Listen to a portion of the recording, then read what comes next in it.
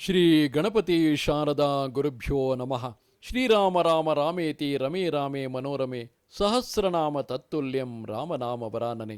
ಶ್ರೋತೃಗಳಿಗೆ ಶ್ರೀಮದ್ ವಾಲ್ಮೀಕಿ ರಾಮಾಯಣದ ಬಾಲಕಾಂಡದಲ್ಲಿ ರಾಮನನ್ನು ಕಳುಹಿಸಿಕೊಡಲು ದಶರಥನ ಅಸಮ್ಮತಿ, ವಿಶ್ವಾಮಿತ್ರರ ಕೋಪ ಎಂಬ 20ನೆಯ ಸರ್ಗಕ್ಕೆ ಸ್ವಾಗತ. ಸಾಮಾನ್ಯವಾಗಿ ನಾವೆಲ್ಲರೂ ಕೂಡ ನಮ್ಮ ಮಕ್ಕಳಿಗಾಗಿಯೇ ತಾನೇ ಬದುಕುತ್ತಿರುವುದು. ಮಕ್ಕಳಿಗೆ ಒಳ್ಳೆಯದಾಗಲೆಂದು, ಅವರಿಗೆ ಕ್ಷೇಮವಾಗಲೆಂದು, ಅವರು ಸುಖ ಸಂತೋಷ ನೆಮ್ಮದಿಯಿಂದ ಬದುಕಲೆಂದು. ನಾವು ಪಟ್ಟ ಕಷ್ಟವನ್ನೂ ಕೂಡ ಮಕ್ಕಳಿಗೆ ಆಗಬಾರದು, ಹಾಗೆ ಮಕ್ಕಳು ಸುಖವಾಗಿರಬೇಕೆಂದೇ ತಾನೇ ಕಷ್ಟಪಡುವುದು. ಆದರೂ ಮಕ್ಕಳು ಯೋಗ್ಯ ವಯಸ್ಸಿಗೆ ಬಂದಾಗ ಅದೇಕೆ ನಮ್ಮನ್ನೇ, ಅಂದರೆ ತಂದೆ ತಾಯಿಗಳನ್ನೇ ದ್ವೇಷಿಸಲು ಆರಂಭಿಸುತ್ತಾರೆ? ಒಮ್ಮೆ ಹಿಂದೆ ಹೋಗಿ ಗಮನಿಸೋಣ, ಈ ಅಧ್ಯಾಯವನ್ನು ಗಮನಿಸೋಣ. ಅದೆಷ್ಟು ಬಾರಿ ನಮ್ಮ ಮಮತೆಯ ಕಟ್ಟುಪಾಡುಗಳಲ್ಲಿ ಬಿಗಿದು ಅವರಿಗಿರುವ ಸ್ವಾತಂತ್ರ್ಯವನ್ನು ನಾವು ಕಸಿದುಕೊಂಡಿಲ್ಲ. ಮಹಾಪಾಪವಲ್ಲವೇ ಅದು? ಇಲ್ಲಿಯೂ ಕೂಡ ದಶರಥನು ತಾನು ರಾಮನ ಯೋಗಕ್ಷೇಮಕ್ಕಾಗಿ ಮಾಡುತ್ತಿರುವೆನೆಂಬುದು ಮುಂದೆ ಲೋಕಕ್ಕೆ ಎಂತಹ ಅನರ್ಥವಾಗುವ ಸಾಧ್ಯತೆ ಇರುತ್ತದೆ. ಗುರುವಾದವನು ಮಾತ್ರ ಅದರಿಂದ ತಪ್ಪಿಸಬಲ್ಲ. ತಚ್ಛ್ರುತ್ವಾ ರಾಜಶಾರ್ದೂಲೋ ವಿಶ್ವಾಮಿತ್ರಸ್ಯ ಭಾಷಿತಂ ಮುಹೂರ್ತಮಿವ ನಿಸ್ಸಂಜ್ಞ ಸಂಜ್ಞಾವಾನಿದಮಬ್ರವೀತ್. ವಿಶ್ವಾಮಿತ್ರರ ಮಾತುಗಳನ್ನು ಕೇಳುತ್ತಿದ್ದಂತೆ ದಶರಥ ಮೊದಲು ಮೂರ್ಛೆ ಹೋಗಿಬಿಡುತ್ತಾನೆ. ಸಹಜವಾದದ್ದೇ. ವಿಶ್ವಾಮಿತ್ರರ ಮಾತುಗಳನ್ನು ಕೇಳಿ ಮತ್ತು ಅವುಗಳನ್ನು ಬಾರಿ ಬಾರಿಗೂ ಜ್ಞಾಪಿಸಿಕೊಂಡು ಕಡು ದುಃಖಗೊಂಡ ರಾಜನು ಮುಹೂರ್ತ ಕಾಲ ಮೂರ್ಛಿತನಾಗಿ ಬಿದ್ದಿದ್ದನು. ಸಂಜ್ಞೆ ಬಂದ ಬಳಿಕ ವಿಶ್ವಾಮಿತ್ರರಿಗೆ ಹೇಳಿದನು, ಮಹರ್ಷಿಗಳೇ, ರಾಜೀವಲೋಚನನಾದ ನನ್ನ ಈ ರಾಮನು 16 ವರ್ಷಗಳು ತುಂಬದ ಬಾಲಕ.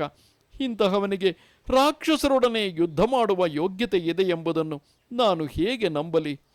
ಆದರೆ ಇವನನ್ನು ಕಳುಹಿಸಲಾಗದ ಮಾತ್ರಕ್ಕೆ ತಮ್ಮ ಯಜ್ಞದ ರಕ್ಷಣೆಯಾಗಲಾರದೆಂದು ಭಾವಿಸಬೇಕಾಗಿಲ್ಲ. ನನ್ನಲ್ಲಿ ಒಂದು ಅಕ್ಷೌಹಿಣಿ ಸೈನ್ಯವಿದೆ. ಈ ಅಪಾರ ಸೈನ್ಯಕ್ಕೆ ನಾನು ಒಡೆಯನಾಗಿದ್ದೇನೆ. ಈ ಸೈನ್ಯದೊಡನೆ ಬಂದು ಆ ರಾಕ್ಷಸರೊಡನೆ ನಾನೇ ಯುದ್ಧ ಮಾಡುತ್ತೇನೆ. ಮಹರ್ಷಿಗಳೇ, ನನ್ನ ಸೇನಾಪತಿಗಳೇನೂ ಸಾಮಾನ್ಯರಲ್ಲ, ಶೂರರಾಗಿದ್ದಾರೆ. ಅಸ್ತ್ರ ವಿಶಾರದರು ಆಗಿರುವ ಅವರು ರಾಕ್ಷಸರೊಡನೆ ಯುದ್ಧ ಮಾಡಲು ಸಮರ್ಥರಾಗಿದ್ದಾರೆ. ಆದರೆ ರಾಮನನ್ನು ಮಾತ್ರ ಕರೆದೊಯ್ಯಬೇಡಿರಿ. ವಿಶ್ವಾಮಿತ್ರರೇ, ಸೈನ್ಯಗಳನ್ನು ಮಾತ್ರವೇ ಕಳುಹಿಸುವೆನೆಂದು ತಿಳಿಯಬೇಡಿರಿ. ನಾನೇ ಧನುಷ್ಪಾಣಿಯಾಗಿ ಯಜ್ಞ ರಕ್ಷಣಾರ್ಥವಾಗಿ ಬರುವೆನು. ಸೈನ್ಯಕ್ಕೆ ನಾನೇ ಮುಂದಾಳಾಗಿ ನಿಂತು ಎಲ್ಲಿಯವರೆಗೆ ನನ್ನ ಪ್ರಾಣಗಳು ಉಳಿದಿರುವವೋ ಅಲ್ಲಿಯವರೆಗೂ ನಿಮ್ಮ ಯಜ್ಞಕ್ಕೆ ವಿಘ್ನವನ್ನುಂಟು ಮಾಡುವ ರಾಕ್ಷಸರೊಡನೆ ಎಡೆಬಿಡದೆ ಹೋರಾಡುತ್ತೇನೆ. ಮುನಿಪುಂಗವರೇ, ನಾನೇ ಅಲ್ಲಿಗೆ ಬರುತ್ತೇನೆ.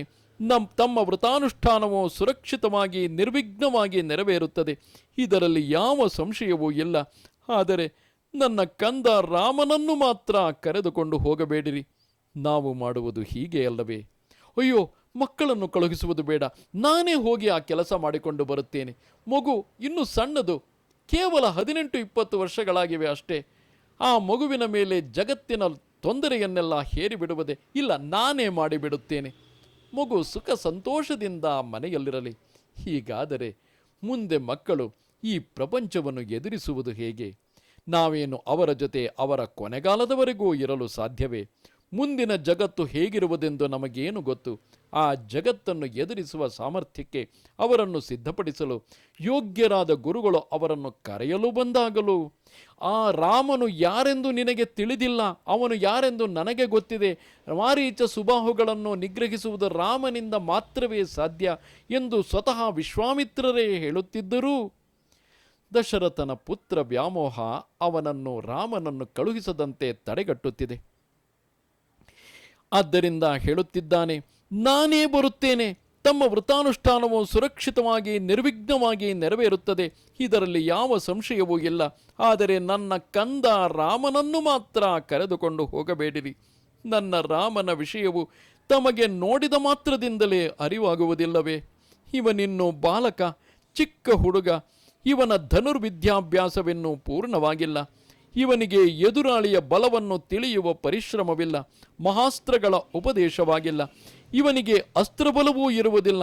ಆದುದರಿಂದ ಇವನು ಖಂಡಿತವಾಗಿಯೂ ಯುದ್ಧ ವಿಶಾರದನಲ್ಲ. ಆದರೆ ಮುಂದೇನಾಗುತ್ತದೆ? ಜಗತ್ತಿನ ಸಕಲ ಅಸ್ತ್ರಶಸ್ತ್ರಾಸ್ತ್ರಗಳ ಬಲವನ್ನು ಅರಿತವರು ಆ ಕಾಲದಲ್ಲಿ ವಿಶ್ವಾಮಿತ್ರರೊಬ್ಬರೇ. ಆ ವಿಶ್ವಾಮಿತ್ರರೇ ಸ್ವತಃ ನಾನು ರಾಮನ ಯೋಗಕ್ಷೇಮವನ್ನು ನೋಡಿಕೊಳ್ಳುತ್ತೇನೆ, ಕಳುಹಿಸು ಎಂದು ಹೇಳುತ್ತಿರುವಾಗಲೂ ಸಂಶಯವೇ? ಮುಂದೆ ನಾವು ನೋಡುವಂತೆ ಶ್ರೀರಾಮನು ಎಲ್ಲ ಅಸ್ತ್ರಶಸ್ತ್ರಗಳ ಬಲವನ್ನು ವಿಶ್ವಾಮಿತ್ರರಿಂದಲೇ ಪಡೆದುಕೊಳ್ಳುತ್ತಾನೆ. ಮೇಲಾಗಿ ನಮ್ಮ ರಾಮನು ರಾಕ್ಷಸರೊಡನೆ ಖಂಡಿತವಾಗಿಯೂ ಯುದ್ಧ ಮಾಡಲಾರನು. ಏಕೆಂದರೆ ರಾಕ್ಷಸರು ಕಪಟ ಯುದ್ಧ ಮಾಡುವವರು.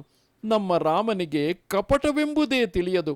ಒಂದು ವೇಳೆ ನೀವೇ ಅವನಿಗೆ ಸಕಲವಾದ ಅಸ್ತ್ರಗಳನ್ನು ಉಪದೇಶಿಸಿ ಸಂರಕ್ಷಿಸುವುದಾಗಿ ಹೇಳಿದರೂ ನಾನು ರಾಮನನ್ನು ಬಿಟ್ಟು ಕ್ಷಣ ಮಾತ್ರವಾದರೂ ಜೀವಿಸಿರಲು ಇಚ್ಛಿಸುವುದಿಲ್ಲ. ಇದೇ ಪುತ್ರ ವ್ಯಾಮೋಹ. ನಾನು ರಾಮನನ್ನು ಬಿಟ್ಟು ಕ್ಷಣ ಮಾತ್ರವಾದರೂ ಜೀವಿಸಿರಲು ಇಚ್ಛಿಸುವುದಿಲ್ಲ. ಈ ಒಂದು ಕಾರಣದಿಂದಲಾದರೂ ನೀವು ರಾಮನನ್ನು ಕರೆದುಕೊಂಡು ಹೋಗುವುದು ಯುಕ್ತವೆನಿಸುವುದಿಲ್ಲ. ಇಷ್ಟು ಹೇಳಿದರೂ ನೀವು ರಾಮನನ್ನು ಕರೆದುಕೊಂಡು ಹೋಗಬೇಕೆನ್ನುವಿರಾದರೆ ಚತುರಂಗ ಬಲ ಸಮೇತನಾದ ನನ್ನೊಡನೆ ಅವನನ್ನು ಕರೆದುಕೊಂಡು ಹೋಗಬಹುದು. ಏಕಿಷ್ಟೊಂದು ಮಮತೆ ಎಂದು ಕೇಳಬಹುದಲ್ಲವೇ? ಮಹರ್ಷಿಗಳೇ, ನಾನು ಹುಟ್ಟಿ 60,000 ವರ್ಷಗಳವರೆಗೆ ನನಗೆ ಮಕ್ಕಳೇ ಇರಲಿಲ್ಲ. ಅನಂತರ ಬಹಳ ಕಠಿಣವಾದ ವ್ರತಾನುಷ್ಠಾನಗಳನ್ನು ಯಾಗಾದಿಗಳನ್ನು ಮಾಡಿ ಇವನನ್ನು ಪಡೆದಿರುತ್ತೇನೆ. ಇಲ್ಲಿ ಹಿಂದಿನ ಕಾಲದಲ್ಲಿ ತ್ರೇತಾಯುಗದಲ್ಲಿ 1000 ವರ್ಷಗಳು ಬದುಕುತ್ತಿದ್ದರೆ ಎಂಬುದು ಹಲವರಿಗೆ ಜಿಜ್ಞಾಸೆಯಾಗಿ ಅವೈಜ್ಞಾನಿಕವಾಗಿ ಕಾಡಬಹುದು. ಆದರೆ ಕಾಲವೆಂಬುದು ಮಾನಸಿಕ. ನಾವು ಕೆಲವೊಂದು ಸಮಯದಲ್ಲಿ ಒಂದೊಂದು ದಿನವನ್ನು ಒಂದೊಂದು ವರ್ಷದಂತೆ ಕಳೆದಿರುತ್ತೇವೆ. ಬಹುಶಃ ಆ ಸಮಯದಲ್ಲಿ ದಶರಥನಿಗೆ ಕೇವಲ 60 ವರ್ಷ ವಯಸ್ಸಾಗಿದ್ದರೂ ಕೂಡ ಆ 60 ವರ್ಷಗಳು 60,000 ವರ್ಷಗಳಂತೆ ಆತ ಕಳೆದಿರಬಹುದೇನೋ. ಅಂದರೆ ನಮ್ಮ ಈಗಿನ ವೈಜ್ಞಾನಿಕ ಮನಸ್ಥಿತಿಗೆ ನಾವು ಆ ರೀತಿ ಅರ್ಥ ಮಾಡಿಕೊಳ್ಳಬಹುದು. ಈ ನನ್ನ ಕೋರಿಕೆಯಿಂದಲಾದರೂ ನೀವು ರಾಮನನ್ನು ನನ್ನಿಂದ ಪ್ರತ್ಯೇಕಿಸಿ ಕರೆದೊಯ್ಯುವುದು ಯುಕ್ತವಲ್ಲ. ನಿನಗೆ 4 ಮಕ್ಕಳಿರುವರಲ್ಲ, ಅವರಲ್ಲಿ ಒಬ್ಬನಾದ ರಾಮನನ್ನು ತಾನೇ ನಾನು ಕೇಳಿರುವುದು ಎಂದು ನೀವು ಹೇಳಬಹುದು. ಆ 4ರಲ್ಲಿ ನನಗೆ ಅತ್ಯಂತ ಪ್ರಿಯನು ರಾಮನೇ. ಇದಕ್ಕೆ ಕಾರಣವಿಷ್ಟೇ. ಅವನು ಜ್ಯೇಷ್ಠ ಪುತ್ರನಾಗಿರುವನು, ಧರ್ಮರಕ್ಷಕನಾಗಿರುವನು. ಆದುದರಿಂದ ನೀವು ರಾಮನನ್ನು ಒಯ್ಯುವುದು ಖಂಡಿತವಾಗಿಯೂ ಯೋಗ್ಯವಲ್ಲ. ಅದಿರಲಿ, ನಿಮ್ಮ ವೃತಾನುಷ್ಠಾನಕ್ಕೆ ವಿಘ್ನ ಮಾಡುತ್ತಿರುವ ರಾಕ್ಷಸರ ಪರಾಕ್ರಮವು ಎಂತಹುದು? ಅವರು ಯಾರ ಮಕ್ಕಳು? ಅವರ ಕುಲಗೋತ್ರಗಳೇನು? ಅವರ ಶರೀರ ಸ್ವರೂಪವೇನು? ಅವರ ರಕ್ಷಕನು ಅಥವಾ ಪ್ರಭುವು, ಅಂದರೆ ಆ ರಾಕ್ಷಸರಿಗೆ ಪ್ರಭುವು ಯಾರು? ಮಾಯಾ ಯುದ್ಧದಲ್ಲಿ ನಿಪುಣರಾದ ಅವರ ವಿಧ್ವಂಸನಕ್ಕೆ ಅಥವಾ ಪ್ರತಿಬಂಧನಕ್ಕೆ ನಾನಾಗಲಿ ರಾಮನೇ ಆಗಲಿ ಏನು ಮಾಡಬೇಕು? ಸಾಮಾನ್ಯ ರಾಕ್ಷಸರು ಪರಾಕ್ರಮದಿಂದ ಕೊಬ್ಬಿರುತ್ತಾರೆ. ಅಂತಹ ನಿಷಿದ್ಧ ವಿಚಾರಶೀಲರಾದ ದುಷ್ಟರಾದ ರಾಕ್ಷಸರನ್ನು ಯಾವ ವ್ಯೂಹವನ್ನು ರಚಿಸಿ ಎದುರಿಸಬೇಕು ಎಂಬುದನ್ನು ನನಗೆ ದಯೆಯಿಟ್ಟು ಹೇಳಿರಿ. ದಶರಥನ ಮಾತುಗಳಿಗೆ ವಿಶ್ವಾಮಿತ್ರರು ಹೀಗೆ ಉತ್ತರಿಸಿದರು. ದಶರಥ ಮಹಾರಾಜ, ಪುಲಸ್ತ್ಯ ವಂಶದಲ್ಲಿ ಹುಟ್ಟಿರುವ ರಾವಣನೆಂಬ ರಾಕ್ಷಸನು ಬ್ರಹ್ಮನಿಂದ ವರವನ್ನು ಪಡೆದು 3 ಲೋಕಗಳನ್ನು ಬಾರಿ ಬಾರಿಗೂ ಹಿಂಸಿಸುತ್ತಿದ್ದಾನೆ. ಅವನು ಅಪಾರವಾದ ಸೇನಾ ಬಲದಿಂದ ಕೂಡಿರುತ್ತಾನೆ. ಅವನೇ ಸ್ವತಃ ಮಹಾಪರಾಕ್ರಮಿಯೂ ಆಗಿರುವನು. ಅನೇಕ ಬಲಿಷ್ಠರಾದ ರಾಕ್ಷಸರು ಅವನ ಅನುಯಾಯಿಗಳಾಗಿದ್ದಾರೆ. ಅವನು ವಿಶ್ರವಸ ಮುನಿಯ ಮಗ, ಕುಬೇರನ ಅನುಜ. ಅವನು ಯಾವಾಗಲೂ ನನ್ನ ಯಜ್ಞಕ್ಕೆ ನೇರವಾಗಿ ಬಂದು ವಿಘ್ನವನ್ನು ಉಂಟು ಮಾಡುತ್ತಿಲ್ಲ. ಅವನಿಂದ ಪ್ರೇರಿತರಾದ ಮಹಾಬಲರಾದ ಮಾರೀಚ ಸುಬಾಹುಗಳೆಂಬ ರಾಕ್ಷಸರು ಯಾವಾಗಲೂ ನನ್ನ ಯಜ್ಞಕ್ಕೆ ವಿಘ್ನವನ್ನು ಉಂಟು ಮಾಡುತ್ತಿರುತ್ತಾರೆ. ಯಾರೋ ಒಬ್ಬ ರಾಕ್ಷಸ ಅವನನ್ನು ಎದುರಿಸಬೇಕಾಗಿದೆ ಎಂದು ಹೇಳಿದರೆ ಸಾಲದಲ್ಲವೇ? ರಾಜನಾದವನು ಬಹಳ ಯೋಚನೆ ಮಾಡಬೇಕಾಗುತ್ತದೆ. ಇಂದು ಆ ರಾಕ್ಷಸನೊಡನೆ ತನ್ನ ಮಕ್ಕಳು ಯುದ್ಧ ಮಾಡಿದರೆ ಅಥವಾ ಸ್ವತಃ ತಾನೇ ಹೋಗಿ ಯುದ್ಧ ಮಾಡಿದರೆ ನಂತರ ಅವರ ಹಿಂದೆ ಬೆಂಬಲಕ್ಕಾಗಿ ಬರುವವನು ಎಂಥವನೆಂಬುದನ್ನು ರಾಜನಾದವನು ತಿಳಿದುಕೊಳ್ಳಬೇಕಲ್ಲವೇ? ಈ ಮಾತುಗಳನ್ನು ಕೇಳಿ ದಶರಥನು ವಿಶ್ವಾಮಿತ್ರರಿಗೆ ಹೇಳಿದನು. ಮಹರ್ಷಿಗಳೇ, ಈಗ ನಾನು ನಿಶ್ಚಯವಾಗಿಯೂ ಹೇಳುತ್ತೇನೆ, ದುರಾತ್ಮನಾದ ರಾವಣನ ಎದುರಾಗಿ ಅಥವಾ ಅವನಿಂದ ಪ್ರೇರಿತರಾಗಿ ಬಂದು ಯಜ್ಞಕ್ಕೆ ವಿಘ್ನವನ್ನು ಉಂಟು ಮಾಡುವ ಮಾರೀಚ ಸುಬಾಹುಗಳಿಗೆ ಎದುರಾಗಿ ನಿಂತು ಯುದ್ಧ ಮಾಡಲು ನಾನೂ ಕೂಡ ಖಂಡಿತವಾಗಿಯೂ ಶಕ್ತನಲ್ಲ. ಇತ್ತೀಚೆಗೆ ಪುತ್ರ ಸಂಪತ್ತಿಯನ್ನು ಪಡೆದಿರುವ ನನಗೆ ನೀವೇ ಪರದೈವವಾಗಿಯೂ ಗುರುಗಳಾಗಿಯೂ ಇರುವಿರಿ. ಧರ್ಮಜ್ಞರಾದ ನೀವು ನನ್ನ ಬಾಲರಾಮನ ವಿಷಯದಲ್ಲಿ ಕರುಣೆಯನ್ನು ತೋರಿರಿ. ಮಹಾನುಭಾವರೇ, ದೇವ ದಾನವ ಗಂಧರ್ವ ಯಕ್ಷ ಪನ್ನಗರೇ, ಯುದ್ಧದಲ್ಲಿ ರಾವಣನನ್ನು ಎದುರಿಸಲು ಸಮರ್ಥರಲ್ಲದಿರುವಾಗ ಮಾನವರಿಂದ ಅಂತಹ ಅಜೇಯನಾದ ರಾವಣನನ್ನು ಎದುರಿಸುವ ಸಾಧ್ಯತೆ ಇದೆಯೇ? ರಾವಣನು ತನ್ನೆದುರಾಗಿ ನಿಲ್ಲುವವರ ಪರಾಕ್ರಮವೆಲ್ಲವನ್ನು ಧ್ವಂಸ ಮಾಡುವ ಸಾಮರ್ಥ್ಯವುಳ್ಳವನಾಗಿದ್ದಾನೆ. ಅವನೊಡನೆ ನೇರವಾಗಿಯೇ ಆಗಲಿ, ಪ್ರಮುಖರಾದ ಮಾರೀಚ, ಸುಬಾಹು ಮುಂತಾದವರೊಡನೆಯೇ ಆಗಲಿ ನಾನು ಯುದ್ಧ ಮಾಡಲು ಖಂಡಿತವಾಗಿಯೂ ಸಮರ್ಥನಲ್ಲ. ನಾನು ಸೈನ್ಯ ಸಮೇತನಾಗಿ ಬಂದರೂ, ನನ್ನ ಮಕ್ಕಳೊಡನೆ ಬಂದರೂ ನಾನವರನ್ನು ಎದುರಿಸಲಾರೆನು. ಒಂದು ವೇಳೆ ನೀವು ಬಹಳವಾಗಿ ಆಗ್ರಹ ಮಾಡುವುದಾದರೆ ಪ್ರಾಣ ತೊರೆಯಲು ಸಿದ್ಧನಾಗಿ ನಾನಾದರೂ ಬಂದೇನು.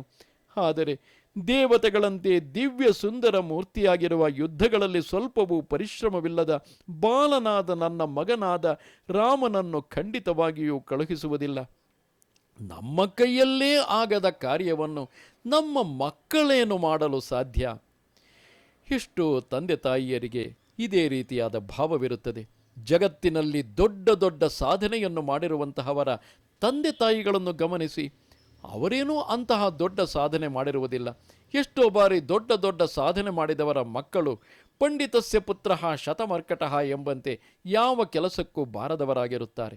ಅದೇ ರೀತಿ ದೊಡ್ಡ ಸಾಧನೆ ಮಾಡಿದವರು ತಮ್ಮ ತಂದೆ ತಾಯಿಗಳಿಗಿಂತಲೂ ಅಪಾರ ಪ್ರಮಾಣದಲ್ಲಿ ಸಾಧನೆ ಮಾಡಿರುತ್ತಾರೆ. ಮಕ್ಕಳು ಯಾವ ಮಟ್ಟಕ್ಕೆ ಬೆಳೆಯುತ್ತಾರೆಂದು ನಮಗೇನು ಗೊತ್ತಿರುತ್ತದೆ? ನಾವೆಂದುಕೊಳ್ಳುತ್ತೇವೆ ಇವರು ನಮ್ಮ ಮಕ್ಕಳು ಎಂದು. ವಾಸ್ತವದಲ್ಲಿ ಅವರು ಜಗತ್ತಿಗೆ ಬರಲು ಕೇವಲ ನಾವು ನಿಮಿತ್ತರಾಗಿರುತ್ತೇವೆ ಅಷ್ಟೇ. ಮಹರ್ಷಿಗಳೇ, ವಿಶ್ವಾಮಿತ್ರರನ್ನು ಕುರಿತು ದಶರಥನು ಹೇಳುತ್ತಿದ್ದಾನೆ, ಮಾರೀಚ ಸುಬಾಹುಗಳೇನು ಸಾಮಾನ್ಯರಲ್ಲ. ಯಜ್ಞಕ್ಕೆ ವಿಘ್ನವನ್ನು ಉಂಟು ಮಾಡುತ್ತಿರುವ ಅವರು ಸುಪ್ರಸಿದ್ಧರಾದ ಸುಂದೋಪ ಸುಂದರ ಮಕ್ಕಳು. ಸಾಕ್ಷಾತ್ ಕಾಲಪುರುಷನಿಗೆ ಸಮನಾದ ಪರಾಕ್ರಮವುಳ್ಳವರು. ಅಂತಹವರೊಡನೆ ಯುದ್ಧ ಮಾಡಲು ನನ್ನ ಬಾಲರಾಮನನ್ನು ಖಂಡಿತವಾಗಿಯೂ ಕಳುಹಿಸುವುದಿಲ್ಲ. ಮಾರೀಚ ಸುಬಾಹುಗಳಿಬ್ಬರೂ ಮಹಾವೀರ್ಯವಂತರು ಮತ್ತು ಮಾಯಾ ಯುದ್ಧದಲ್ಲಿ ನಿಪುಣರು. ಬೇಕಾದರೆ ಅವರಲ್ಲಿ ಒಬ್ಬನೊಡನೆ ಯುದ್ಧ ಮಾಡಲು ನನ್ನ ಸ್ನೇಹಿತರೊಡನೆ ನಾನು ಮಾತ್ರ ಬರುತ್ತೇನೆ. ದಶರಥನಿಗೆ ಆ ಮಾರೀಚ ಸುಬಾಹುಗಳು ಎಂತಹವರು, ಅವರ ತಂದೆಯಾದ ಸುಂದೋಪಸುಂದರು ಎಂತಹವರು, ಅವರ ಪ್ರಭುವಾದ ರಾವಣನು ಎಂತಹವನು ಎಂದು ಗೊತ್ತು. ಆದರೆ ತನ್ನ ಪುತ್ರರಾಗಿ ಹುಟ್ಟಿರುವ, ತನ್ನ ಮಕ್ಕಳಾಗಿ ಹುಟ್ಟಿರುವ ರಾಮಲಕ್ಷ್ಮಣ ಭರತ ಶತ್ರುಘ್ನರು ಯಾರು ಎಂಬುದು ತಂದೆಯಾದವನಿಗೆ ಹೇಗೆ ತಿಳಿದಿರುತ್ತದೆ? ಒಂದು ವೇಳೆ ವಸಿಷ್ಠರು ಆತನಿಗೆ ವಿವರಿಸಿ ಹೇಳಿದರೂ ಕೂಡ ಪುತ್ರ ವ್ಯಾಮೋಹದಿಂದ ನೋಡುವವನಿಗೆ ಯಶೋದೆಗೆ ಕೃಷ್ಣನು ಯಾವಾಗಲೂ ಬಾಲ ತುಂಟ ಕೃಷ್ಣನೇ ಹೊರತು ಅವನು ಅಂತಹ ಸಾಧನೆ ಮಾಡುವನೆಂದು ಏನು ತಿಳಿದಿತ್ತು? ಹೀಗೆ ದಶರಥನಿಗೆ ಅಸಂಗತವಾಗಿ ಮಾತುಗಳನ್ನಾಡಲು ಕೌಶಿಕರಿಗೆ ಪರಮ ಕ್ರೋಧವುಂಟಾಯಿತು. ಯಜ್ಞದಲ್ಲಿ ಚೆನ್ನಾಗಿ ಹುತವಾಗಿರುವ ಅಗ್ನಿಗೆ ತುಪ್ಪವನ್ನು ಸುರಿದರೆ ಅದು ಭೊಗಿಲೇಳುವಂತೆ ಮಹರ್ಷಿ ಎಂಬ ಬೆಂಕಿಯು ರೋಷದಿಂದ ಭೊಗಿಲೆದ್ದಿತು. ನೆನಪಿರಲಿ, ಮೊದಲೇ ಅವರು ಯಾವ ಕಾರ್ಯವೆಂದು ಹೇಳುವ ಮೊದಲೇ ದಶರಥನು ನಿಮ್ಮ ಎಲ್ಲ ಕೆಲಸಗಳನ್ನು ಮಾಡಿಕೊಡುತ್ತೇನೆ ಎಂದು ಹೇಳಿರುತ್ತಾನೆ. ಸಾತ್ವಿಕವಾದ ಕೋಪವೆಂದರೆ ಹೀಗೆ. ವಿಶ್ವಾಮಿತ್ರರು ಬಂದಿರುವುದು ಕೇವಲ ಮಾರೀಚ ಸುಬಾಹುಗಳ ಸಂಹಾರಕ್ಕಾಗಿ ಮಾತ್ರವೇ ಅಲ್ಲ, ರಾಮನಿಗೆ ತಮ್ಮಲ್ಲಿರುವ ಸಮಸ್ತ ಅಸ್ತ್ರಶಸ್ತ್ರಗಳ ವಿದ್ಯೆಯನ್ನು ಧಾರೆ ಎರೆಯಬೇಕು. ಅದಕ್ಕೆ ಮೊದಲು ಶ್ರೀರಾಮಚಂದ್ರನು ಯೋಗ್ಯನೇ ಎಂಬುದನ್ನು ಪರಿಶೀಲಿಸಿಕೊಳ್ಳಬೇಕು. ಶ್ರೀರಾಮಚಂದ್ರನನ್ನು ಪರೀಕ್ಷೆಗೊಡ್ಡಬೇಕು. ತಾಟಕಿ, ಮಾರೀಚ, ಸುಬಾಹು ಇವರುಗಳನ್ನು ನಿಗ್ರಹಿಸುವುದು ಸಾಧ್ಯವಾದರೆ ಆಗಲೇ ವಿಶ್ವಾಮಿತ್ರರಿಗೆ ಅವನ ಮೇಲೆ ನಂಬಿಕೆ ಬರುತ್ತದೆ. ಆಗ ಮಾತ್ರವೇ ತಮ್ಮಲ್ಲಿರುವ ಎಲ್ಲ ಅಸ್ತ್ರಶಸ್ತ್ರಗಳ ವಿದ್ಯೆಯನ್ನು ಧಾರೆ ಎರೆದು ಮುಂದೆ ನಡೆಯಬೇಕಾಗಿರುವ ಲೋಕ ಕಲ್ಯಾಣಕ್ಕೆ ಅವರು ನಾಂದಿ ಹಾಡಲಿದ್ದಾರೆ. ಆದರೆ ದಶರಥನ ಪುತ್ರ ವ್ಯಾಮೋಹ ಇದೆಲ್ಲಕ್ಕೂ ತಡೆಯೊಡ್ಡುತ್ತಿದೆ. ಲೋಕ ಕಲ್ಯಾಣಕ್ಕಾಗಿ ಹೊರಟವರಿಗೆ ಪುತ್ರ ವ್ಯಾಮೋಹದಂತಹ ತುಚ್ಛ ಕಾರ್ಯ ತಡೆಯೊಡ್ಡಿದಾಗ ಕೋಪ ಬರದಿರುತ್ತದೆಯೇ? ಇದು ಶ್ರೀಮದ್ ವಾಲ್ಮೀಕಿ ರಾಮಾಯಣದ ಬಾಲಕಾಂಡದಲ್ಲಿ 20ನೆಯ ಸರ್ಗವು. ನಮಸ್ತೆ ಶಾರದೆ ದೇವಿ ಕಾಶ್ಮೀರ ಪುರವಾಸಿನಿ ತ್ವಾಮಹಂ ಪ್ರಾರ್ಥಯೇ ನಿತ್ಯಂ ವಿದ್ಯಾದಾನಂಚ ದೇಹಿಮೆ. ನಮಸ್ಕಾರ.